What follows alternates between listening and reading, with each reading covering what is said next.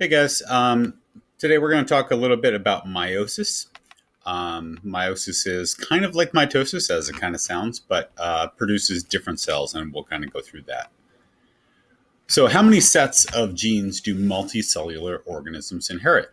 The diploid cells of most adult organisms contain two complete sets of inherited chromosomes and two complete sets of genes. So, that's how many sets we have in all of our cells.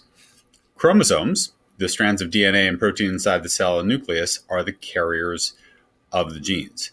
The genes are located in specific positions on the chromosome, so each gene is in a specific place on the chromosome. A body cell in an adult fruit fly has 8 chromosomes, and this is what they look like over here on the right. 4 of the chromosomes come from its male, and 4 come from its female.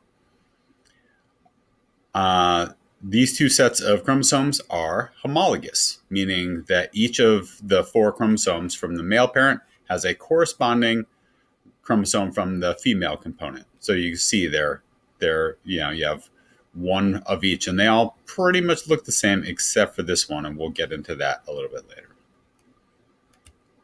A cell that contains both sets of homologous chromosomes is diploid, meaning 2 sets. The diploid number of chromosomes is sometimes represented by the symbol 2n.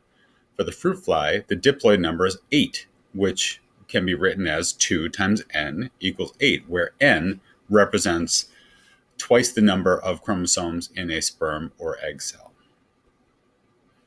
Some cells contain only a single set of chromosomes and therefore a single set of genes. These we call haploid, meaning 1 set. The gametes of sexually reproducing organisms are haploid. This is really important. For fruit fly gametes, the haploid number is 4, which can be written as n equals 4. So we're going to go through the phases of meiosis, and you're going to recognize them. They're very similar to mitosis. What events occur during each phase of meiosis? In prophase 1, each replicated chromosome pairs with its corresponding homologous chromosome. During metaphase 1 of meiosis, paired homologous chromosomes line up across the center of the cell. Then anaphase, same thing before, you split the homologous chromosomes, and in telophase, it's just like telophase of mitosis, where the nuclear member starts to form around the new one. I'm going to skip over that and just kind of show you more in the pictures. So meiosis is a process in which the number of chromosomes per cell is cut in half through the separation of homologous chromosomes in a diploid cell. Meiosis usually involves 2 distinct divisions. One is meiosis 1, and then you have meiosis 2. By the end of meiosis 2, the diploid cell becomes 4 haploid cells. So here's interphase, just kind of like interphase in mitosis. Nothing crazy here. The cells begin to divide, and the chromosomes pair up, forming a structure called a tetrad. Tetra means 4, so that's why this contains 4 chromatids. So this has 2 chromosomes that are like kind of aligned together here. So we call that a tetrad because it's 4 copies of the genetic information.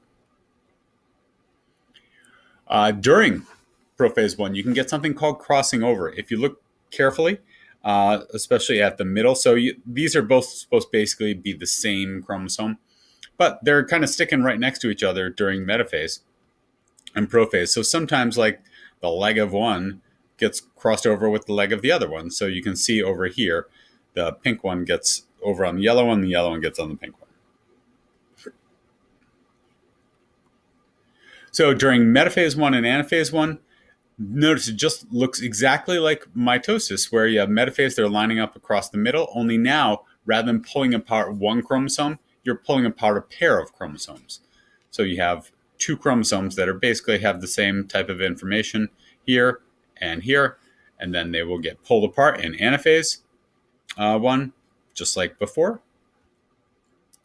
And then you have telophase 1 and cytokinesis, and now you're going to end up with two cells that both have 1 set of the genetic information.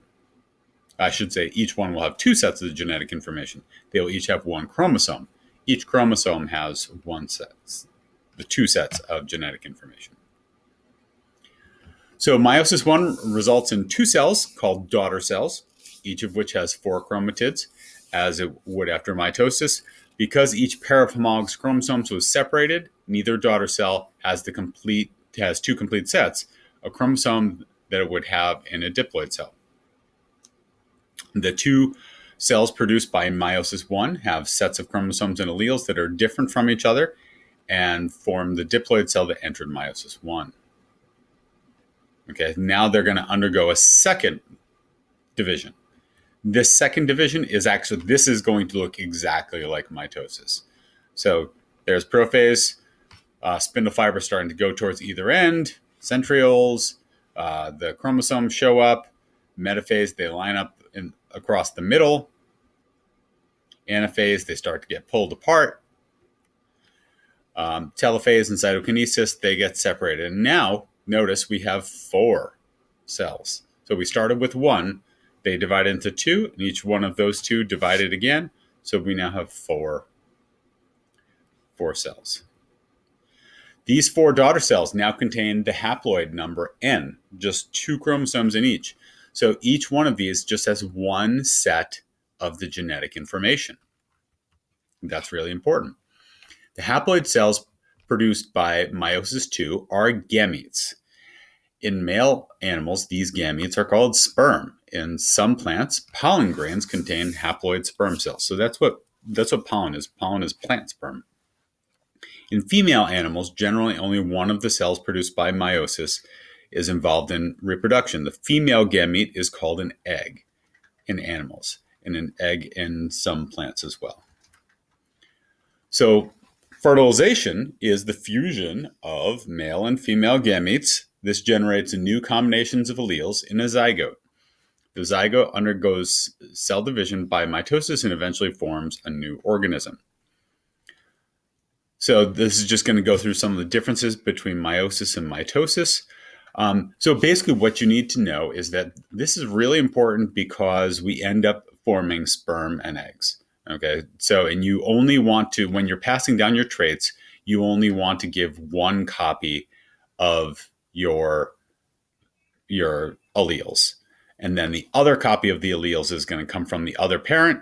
And then that's how you end up making a fertilized egg that will end up having, some traits of each parent and a blending of the two. So mitosis does not normally change the chromosome number. This is not the case for meiosis, which reduces the chromosome number by half. Mitosis results in the production of 2 genetically identical diploid cells, whereas meiosis produces 4 genetically different haploid cells. So the result of mitosis is 2 identical cells. The result of meiosis is 4 cells that are sperm or eggs that are going to be different from one another. Mitosis is a form of sexual reproduction, whereas meiosis is asexual reproduction, so non-sexual, whereas meiosis is an early step in sexual reproduction. There are 3 other ways in which these two processes differ. Okay. So this is just kind of showing how you go through this.